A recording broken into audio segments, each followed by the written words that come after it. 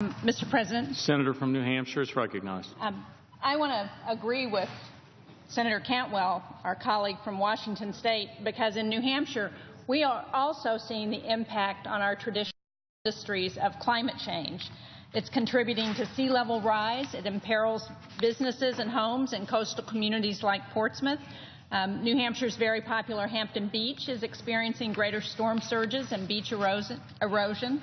And the outdoor recreation community is facing shorter winters, less snow, and that results in fewer tourism dollars. And wildlife and public health are becoming increasingly vulnerable to diseases. In New Hampshire, tourism is our state's second largest industry. It accounts for $9.3 billion of the state's economy. It provides jobs and economic growth throughout the state. But climate change could put some of New Hampshire's best attractions in jeopardy. The fall foliage in New Hampshire is a main draw for visitors from around the world who spend millions annually to see our beautiful landscape.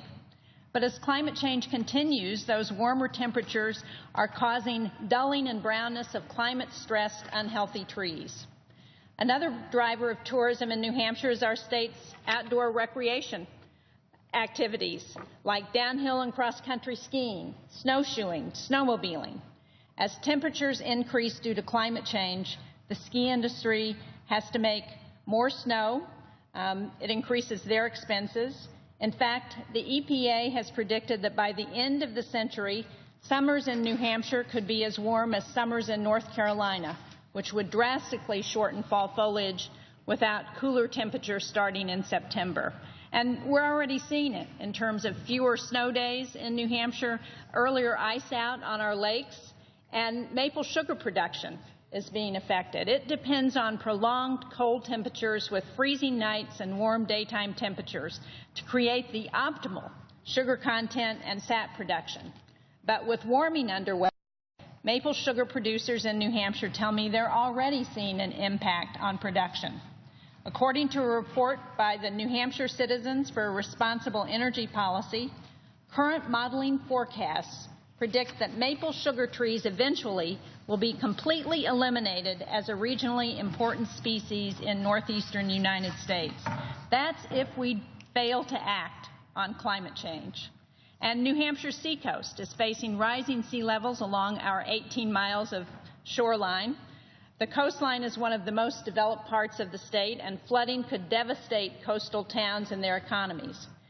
Ted Deers, who's the administrator of the Watershed Management Bureau at the New Hampshire Department of Environmental Services, said recently that, I quote, "Sea level has been rising at 6 to 8 inches a century, but what we're seeing right now is a tripling of that." And climate change is expected to cause widespread tree deaths, which could cause extensive wildfires. We're already seeing that in the West. Large increases in pests and pathogen outbreaks, and a lag in the establishment of new forests for several decades. It's also a threat to animals and their habitats. The moose population in New Hampshire is declining due to warming trends in winter and summer. The fact is, New Hampshire's moose population is down 40% this year, and it's the result of ticks. We have not had winters that are cold enough to cause those ticks to die off. And so we're seeing that across our wildlife population. And what's happening in New Hampshire is happening around the world. We must take action now to slow these harmful trends. And we can make progress. We should be looking at all kinds of ways in which to make progress to address what's happening to our environment. So I look forward to working with my colleagues in the Senate to find smart solutions, because New Hampshire's economy, the health of our citizens, the United States economy, the world's economy, and our health all depend on it. Thank you, Mr. President. I yield the floor.